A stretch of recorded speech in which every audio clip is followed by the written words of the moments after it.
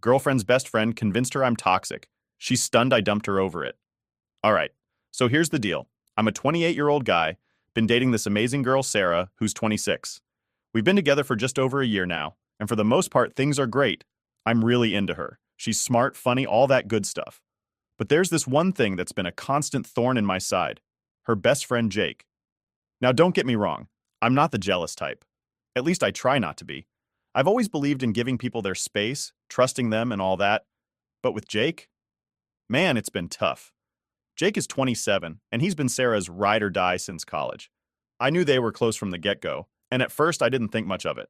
Everyone's got a best friend, right? No big deal. But as time went on, I started noticing stuff. Like, they're not just close, they're really close. And I mean, the kind of close where it starts to feel like I'm tagging along in their relationship instead of being in one with Sarah. You ever feel like the third wheel? That's me, all the time. Let me paint you a picture. It's a random Tuesday night, and Sarah and I have plans to chill. I'm thinking we'll watch a movie, maybe order some food, just relax together. But nope, Jake calls, and suddenly she's all excited about going out for dinner with him. And just like that, my plans, gone. Not even a hey, wanna come with us? It's like I don't exist. And the thing is, this isn't a one-time thing. It happens a lot. They have these regular hangouts, dinners, movie nights, late-night drives, the kind of stuff couples usually do. And every time I bring it up, she just says, oh, it's just Jake, you know how we are. Like, yeah, I do know. And that's kind of the problem. There's this one night I remember really well. We were supposed to have this chill evening, just the two of us. But guess what? Jake pops up again. He had a bad day, so Sarah feels the need to rush over and comfort him. And I'm sitting there like, what about us? But of course, Jake takes priority. And the worst part? When I do get to tag along, it's awkward as hell. Like, they've got their own little world with inside jokes and shared memories, and I'm just there, trying to keep up. You know that feeling when everyone's laughing at something, but you have no clue what's so funny? Yeah, that's me every time I'm with them. It's like they speak their own language, and I'm stuck trying to translate. At first, I tried to be cool about it. I told myself, they've been friends for years. It's not a big deal. You're being paranoid. But then I started noticing little things that didn't sit right with me. Like how Jake texts her all the time. I'm talking morning, noon, night. Even when we're together, her phone's buzzing with messages from him. And it's not just casual stuff either. He calls her babe and sweetheart. Who does that? One time we were out on a date and her phone kept lighting up with texts from Jake. I asked her about it and she just laughed, saying, that's just how we talk. It doesn't mean anything. But it felt off. I mean, I'm her boyfriend. Shouldn't those pet names be reserved for me? Then there's the late night FaceTime sessions. I remember waking up in the middle of the night to find her whispering and giggling on the phone with him. I asked her about it the next morning and she said Jake was going through something and needed to talk. Okay, I get that. But why does he always need her? Why can't he talk to one of his other friends or, I don't know, deal with his stuff like a grown man? I know some of you might be thinking, dude, just chill, they're just friends. And trust me, I've tried. But it's hard when you feel like you're constantly playing second fiddle to someone else. I mean, isn't a relationship supposed to be about two people, not three? What really gets to me is how much I've bent over backward to be understanding. I've swallowed my pride, pushed down my insecurities, and tried to be the bigger person. But there's only so much a guy can take before he starts feeling like he's just a background character in someone else's life. It's not like I'm asking for much. I'm not saying she has to cut Jake out of her life completely. I get it, they've got history. But would it kill her to set some boundaries? Like maybe not prioritizing him over me all the time? Maybe not using pet names that make it seem like they're more than just friends? Is that really too much to ask? Honestly, I'm at my wit's end. I love Sarah, but this whole Jake situation has me questioning everything. I feel like I'm constantly walking on eggshells, trying not to come off as the jealous, controlling boyfriend. But at what point do my feelings matter? At what point do I get to say, hey, this isn't working for me? Another time, we were out on a date. We just sat down at this nice little restaurant, and things were going great. But then her phone buzzed. She glanced at it, and I could see her face light up. It was Jake, of course. She spent the next 10 minutes texting back and forth with him while I just sat there picking at my food. I finally asked her if she could put her phone away, and she looked at me like I was asking for the world. It's just Jake, she said. It's not a big deal. Not a big deal? It felt like I was sitting there alone while she was on a date with her phone. I started to feel like I was playing second fiddle to this guy, and it really started to mess with my head. Every time her phone buzzed, I'd get this sinking feeling in my gut, wondering if it was Jake again. Then there was the time we were planning a weekend getaway. We'd been talking about it for weeks, and I was really looking forward to it. It felt like a chance for us to just be together, away from all the distractions. But of course, Jake had to pop up again. He found out about this concert happening the same weekend and asked Sarah to go with him. And you know what she did? She asked me if we could reschedule our trip so she could go to the concert with Jake. I couldn't believe it. I mean, here we were planning this romantic weekend, and she was willing to push it aside for a concert with Jake. When I asked her why she couldn't just skip the concert, she got defensive. "It's a band we both love," she said. "I can't miss this with him." I felt like I'd been punched in the gut. Our relationship was supposed to be important, but it seemed like I was always getting the short end of the stick when it came to Jake. And it wasn't just the texting and the FaceTime calls. It was the way she'd light up whenever he was around, the inside jokes, the way she'd drop everything for him. I started noticing how much she'd change when Jake was in the picture. She'd be happier, more energetic, like he brought out a side of her that I couldn't reach. It made me feel like I was failing as a boyfriend, like I wasn't enough for her. But the thing that really got to me was how dismissive she was about my feelings. Every time I tried to bring up how uncomfortable I was with her relationship with Jake, she'd brush it off. "You're being ridiculous," she'd say. "Jake's just my friend. You don't have to worry about him." But how could I not worry when it felt like he was constantly in the middle of our relationship? It wasn't just about the pet names or the texts or the late-night calls. It was about the fact that I felt like I was competing for her attention, and no matter what I did, I always came in second place. I started to wonder if I was crazy for feeling this way, if I was just being insecure or jealous. But deep down, I knew something wasn't right. I wasn't asking her to cut Jake out of her life completely. I just wanted her to see how much it hurt me to always be pushed aside for him. But no matter how many times I tried to talk to her about it, she'd just dismiss my concerns and tell me I was overthinking it. It was like my feelings didn't matter, like I was just supposed to suck it up and deal with it. And that's when I started to realize that maybe this wasn't just about Jake. Maybe it was about something deeper. Maybe it was about the fact that Sarah didn't seem to care how her actions were affecting me, and that hurt more than anything Jake could ever do. All right, so I've been trying to keep things together with Sarah despite all the stuff with Jake. I've been telling myself that I just need to be patient, that eventually she'll see how much all this is affecting me. But let me tell you that patience finally ran out one weekend, and it wasn't pretty. So here's the setup. Sarah and I had been planning this anniversary trip for months. We were both super excited about it, or at least I thought we were. We had everything mapped out, a cozy little cabin, some hiking, just the two of us getting away from all the noise. It was supposed to be our time, you know? A break from all the everyday crap, and hopefully from Jake too. But a few days before we're supposed to leave, Sarah drops a bomb on me. She's all like, "Hey, so Jake just found out about this concert happening that same weekend. It's this band we've both loved forever, and he really wants me to go with him." I'm sitting there, kinda stunned, waiting for her to say, "But of course I told him no because we have our trip." But nope. Instead she goes, "Do you think we could reschedule our trip so I can go?" Reschedule? I couldn't believe what I was hearing. This was our anniversary, something we had been planning for months. And now she wants to just push it aside for a last-minute concert with Jake? I tried to keep calm, but I could feel the anger bubbling up. I asked her, "Why can't Jake just go by himself or with someone else? Why does it have to be you?" She gave me that look like I was being unreasonable. "You don't get it," she said. "This band means a lot to us.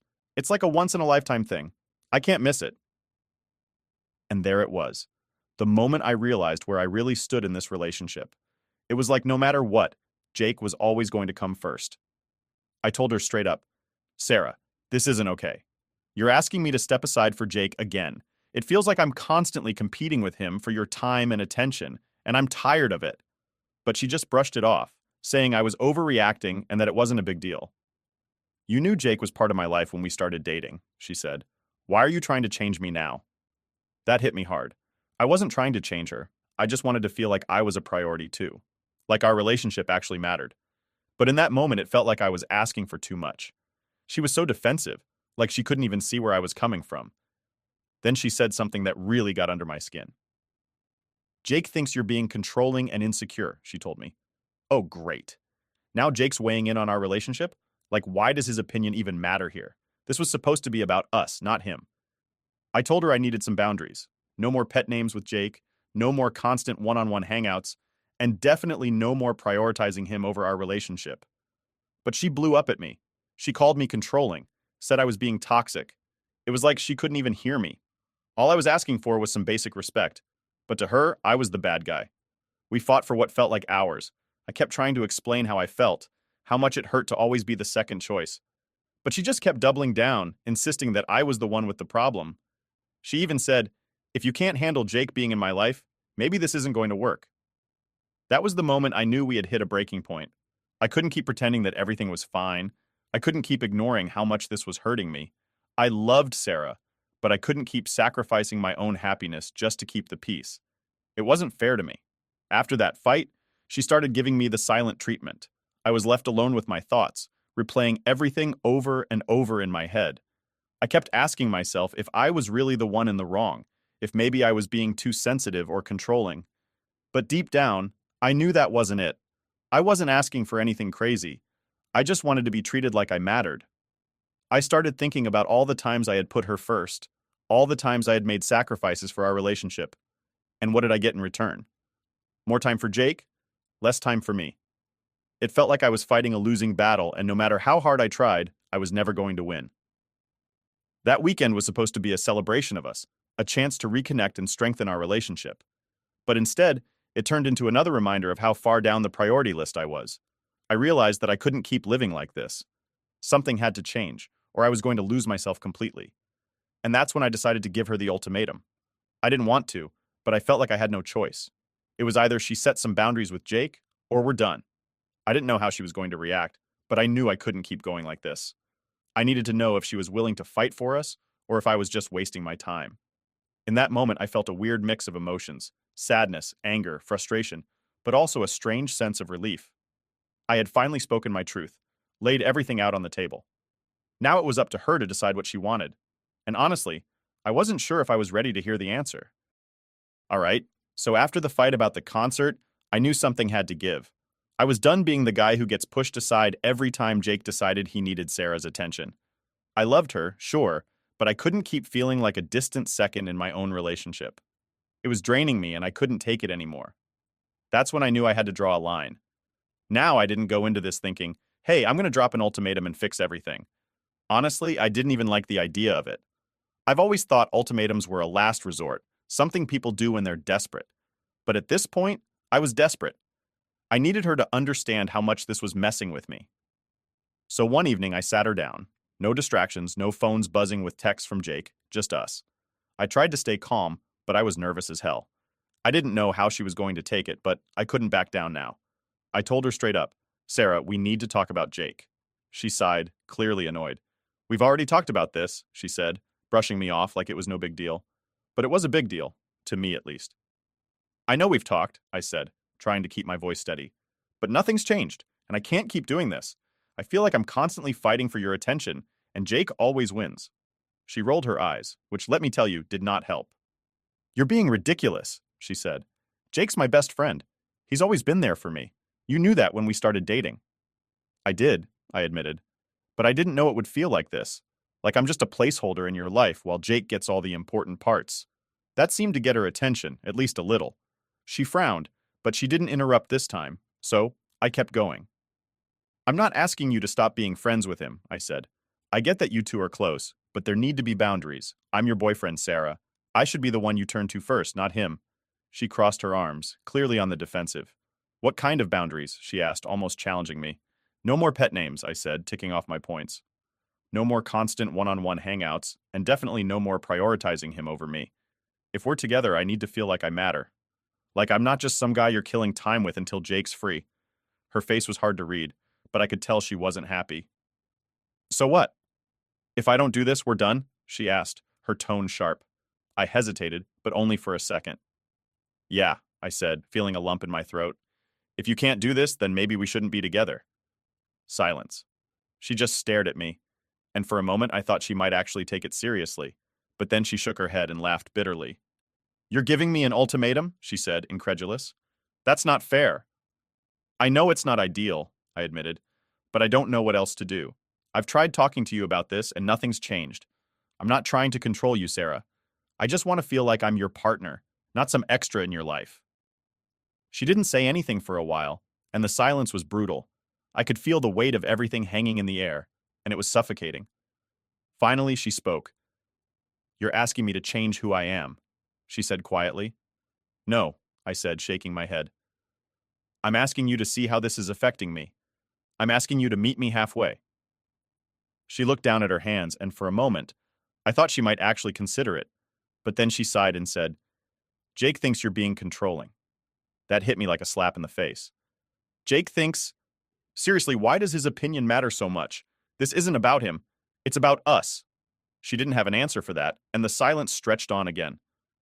I could feel the anger and frustration bubbling up inside me, but I forced myself to stay calm. Losing it wouldn't help. "I don't want to be the bad guy here," I said softly. "I just want to be with you, without feeling like I'm competing for your attention." Sarah looked up at me, and for the first time, I saw something shift in her eyes. Maybe it was guilt. Maybe it was realization. I don't know. But she didn't say anything more. She just nodded slowly, like she was processing everything. "I need to think about this," she finally said, her voice barely above a whisper. "Take all the time you need," I replied, standing up. "But know that I'm serious, Sarah. I can't keep going like this." With that, I walked out, leaving her sitting there in the quiet. I didn't know what was going to happen next, but I knew I had done everything I could. Now it was up to her, and whatever she decided, I had to be ready for it. I wasn't really sure what to expect after dropping that ultimatum on Sarah. Part of me thought she'd just walk away, maybe even run straight to Jake. I'd prepared myself for the worst, but what happened next? Honestly, I didn't see it coming. It was Saturday night, a couple of days after our big fight. I was sitting at home, mentally gearing up for whatever was about to go down. I wasn't expecting her to show up at my door, but there she was, looking nervous and clutching her phone like it was some kind of lifeline. "Can we talk?" she asked, her voice softer than usual. I stepped aside to let her in, my heart pounding in my chest. I didn't know if this was going to be another fight or what, but I knew we couldn't just leave things hanging the way they were. She sat down on the couch, fidgeting with her hands. "I've been thinking a lot about what you said," she started, not quite meeting my eyes. "About Jake, about us." I stayed quiet, waiting for her to continue. I didn't want to push her, but I wasn't about to let her off the hook either. She had to face this head on. "I canceled the concert," she said, finally looking up at me. "I told Jake I couldn't go." That threw me off. I didn't expect her to actually cancel. "Why?" I asked, trying not to sound too hopeful. She took a deep breath. "Because I realized you were right. I've been putting Jake before you, and that's not fair. I didn't see it before, but now I get it." I could see she was struggling with the words, like admitting this was physically painful. But she kept going. "I've been selfish," she admitted. "I've been so caught up in my friendship with Jake that I didn't stop to think about how it was affecting you. And I'm sorry." Hearing her say that was like a weight lifting off my chest. But at the same time, I couldn't help but wonder if it was too little, too late. "Why now?" I asked. "Why did it take an ultimatum for you to see this?" She hesitated, then said, "Because I was scared. I didn't want to lose you, but I also didn't want to lose Jake. I thought I could have both without any problems, but I was wrong." Her honesty hit me hard. I could see she was being sincere, and that wasn't easy for her. But I wasn't about to just sweep everything under the rug because of a few heartfelt words. "I appreciate the apology," I said slowly. "But this isn't just about the concert. It's about everything. The texts, the pet names, the late-night calls. It's been building up for a long time, Sarah." She nodded, tears welling up in her eyes. "I know," she whispered. "And I don't want to keep hurting you. I want to fix this. I want to be better." It was a lot to take in. I could see she was genuinely trying, but trust isn't something you can rebuild overnight. "It's going to take more than just words," I told her. "I need to see changes. I need to feel like I'm a priority in your life." "I understand," she said, wiping away a tear. "And I'm ready to show you. I want to spend this weekend together, just us. No distractions, no Jake. I want to make things right." I wasn't sure what to say. Part of me was still guarded, not wanting to get my hopes up. But another part of me wanted to believe that maybe, just maybe, we could turn this around. "All right," I said finally. "Let's see how it goes." She gave me a small, tentative smile, like she wasn't sure if I was being serious. But I was. I wanted to give her a chance to prove herself, even if I wasn't sure if it would be enough. We spent the rest of the evening just talking. No big plans, no distractions, just the two of us trying to reconnect. It was awkward at first, but as the night went on, it started to feel better, like maybe we were finding our way back to each other.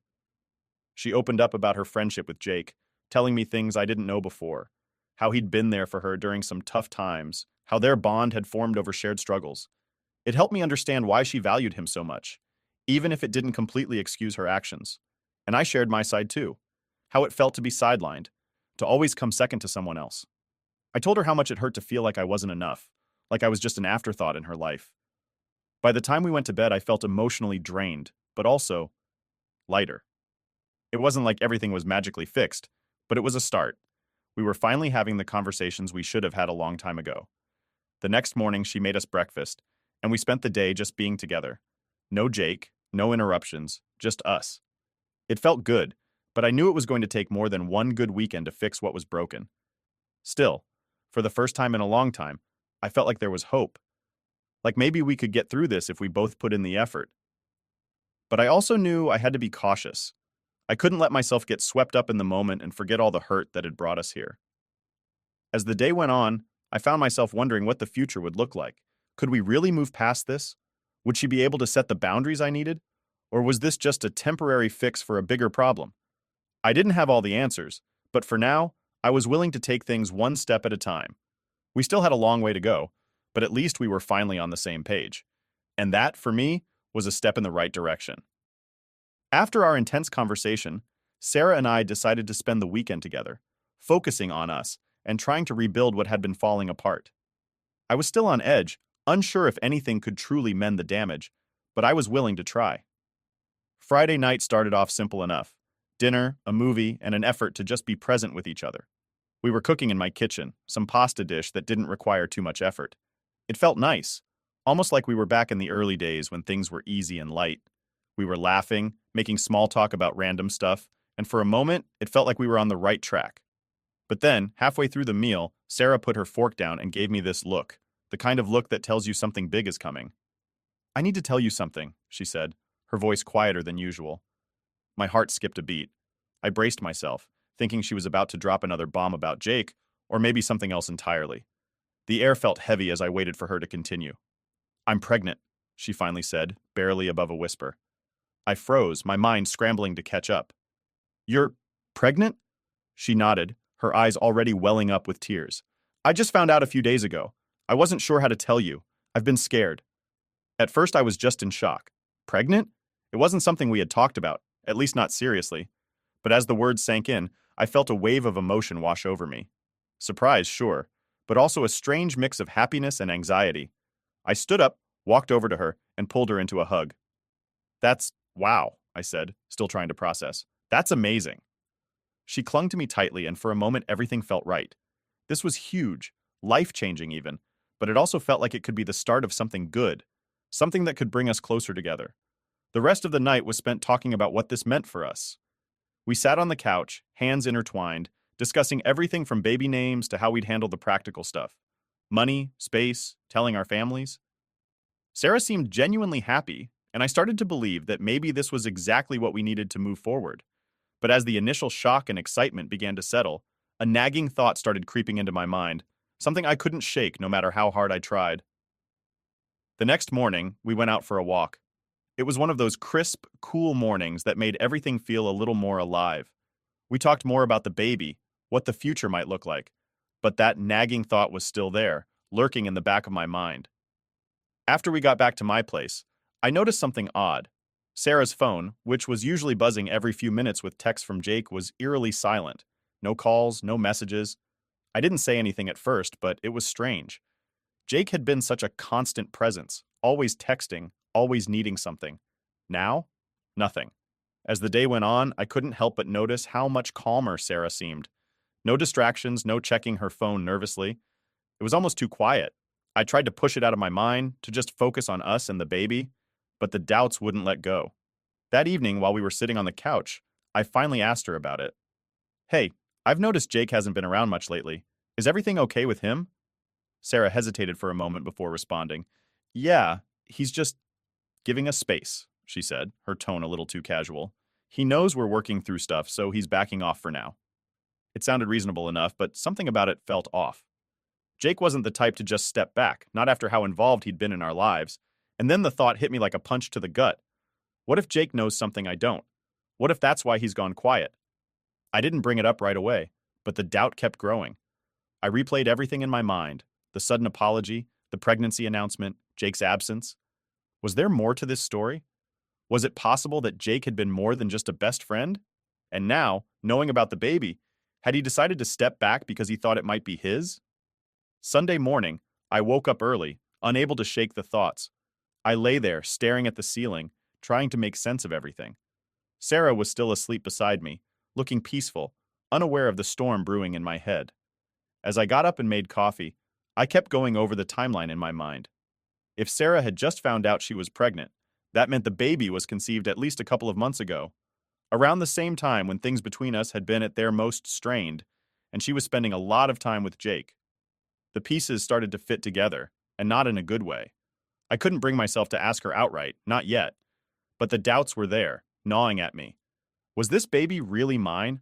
Or was it possible that Jake was the father, and that's why he had suddenly disappeared from her life? Throughout the day, I tried to act normal, but my mind was racing. I watched Sarah closely, looking for any signs that she might be hiding something. But she seemed genuinely happy, excited about the baby, and completely focused on us. It was confusing, to say the least. By Sunday night, I was emotionally drained. I knew I needed answers, but I wasn't sure how to get them without causing another fight. I didn't want to ruin what had been a good weekend, but I also couldn't keep these doubts bottled up inside. As Sarah was getting ready to leave, she noticed I was quieter than usual. "You okay?" she asked, concern in her eyes. "Yeah," I lied. "Just tired, I guess." She gave me a long hug before heading out, and as I watched her walk away, I felt a mix of emotions: love, fear, doubt. I wanted to believe that everything was going to be okay, that we could move forward and be happy together, but those nagging doubts about Jake and the baby wouldn't let me rest. That night I lay awake, staring at the ceiling again, knowing that sooner or later I'd have to confront this head on. The question wasn't just about the baby or Jake, it was about trust, and right now I wasn't sure where we stood. After Sarah left on Sunday night, I couldn't shake the feeling that something was seriously off. The whole weekend, I'd been trying to convince myself that we were making progress, that things were finally looking up. But the doubts were still there, gnawing away at me, especially about the baby. I couldn't sleep. My mind kept going back to how quiet things had gotten with Jake. The guy who couldn't go a day without texting or calling her was suddenly silent. It didn't add up. Something about it felt wrong, like there was more to the story than Sarah was letting on. That night, while I was sitting on the couch, her phone buzzed. She'd forgotten it on the coffee table.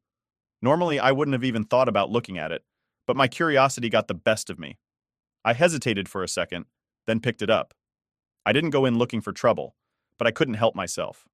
I opened her messages, scrolling down to her chats with Jake. And what I saw stopped me cold. Jake had blocked her. There was no profile picture, no recent messages, nothing. Just the notification that said he had blocked her. Why would Jake block Sarah, especially now? Confused and feeling sick to my stomach, I scrolled further back in their chat history. That's when I found the conversation that changed everything. It was a series of messages from a couple of weeks ago, just before Sarah told me she was pregnant. Sarah: "Jake, I'm pregnant." Jake: "What, are you sure?" Sarah: "Yes, I'm sure, I took a test." Jake: "It could be his, right?" Sarah: "I don't know, Jake, I'm scared." Jake: "If it's mine, I can't do this. I'm not ready to be a dad. You should think about getting an abortion." The messages kept going, but it was clear where Jake stood. He didn't want any part of it, and then, after that last message, he blocked her. Just like that. I sat there staring at the screen, my heart pounding in my chest. She told him before she told me. And the fact that she wasn't even sure who the father was, it hit me like a ton of bricks. All the doubts, the uneasy feelings I'd been trying to push aside, they all came rushing to the surface. She had been cheating on me. There was no other way to explain it. Everything made sense now. The sudden apology, her emotional breakdown, Jake's sudden disappearance from her life. She was hoping I'd never find out, hoping she could sweep it under the rug. I waited until the next morning to confront her. She came over, smiling like everything was fine, but I couldn't keep it inside anymore. "We need to talk," I said, my voice cold. She looked at me, confused. "What's wrong?" I held up her phone. "I went through your messages with Jake." Her face went pale. "You... what?" "I know, Sarah," I said, trying to keep my voice steady. "I know you told him about the baby before you told me. I know he told you to get an abortion because he didn't want to be a dad. And I know you didn't tell me the truth." She started to cry. I didn't know how to tell you, she whispered. I was scared. I felt my hands clench into fists, not out of anger, but out of pure frustration. You didn't know how to tell me? You didn't know who the father was, Sarah. You were sleeping with both of us, and you didn't think I deserved to know the truth? She looked down, unable to meet my eyes. I didn't plan for this to happen, she said softly. It just got out of control. I shook my head. And you thought keeping me in the dark was the best way to handle it? She wiped her tears away, trying to compose herself. I was going to tell you, eventually. I just needed time. Well, guess what? Time's up, I said, my voice hard. We're going to figure this out right now. I want a paternity test. She nodded, still crying. Okay. We got the test done a few days later, and the results came back quickly. I wasn't the father. I knew it deep down, but seeing it in black and white was like a knife to the heart. When I showed her the results, she broke down again. I'm so sorry, she sobbed. I didn't know. I didn't know what to do. I couldn't even look at her. What about Jake? I asked. Have you told him? She shook her head. He refused to take a test. He doesn't want anything to do with it. That was it for me. I'd been through enough. Sarah, I'm done, I said firmly. I can't do this anymore. You lied to me, cheated on me, and now you expect me to stick around and help clean up the mess? I'm sorry, but I can't. She tried to grab my hand, but I pulled away. Please, she begged. We can fix this. No, Sarah, I said, my voice cold. There's no fixing this. I can't trust you anymore. I can't be with someone who lied to me like this. Don't contact me again. And with that, I walked away, leaving her standing there, sobbing. It hurt like hell, but I knew it was the right thing to do. I couldn't keep living in a lie, and I couldn't be with someone who didn't respect me enough to tell me the truth.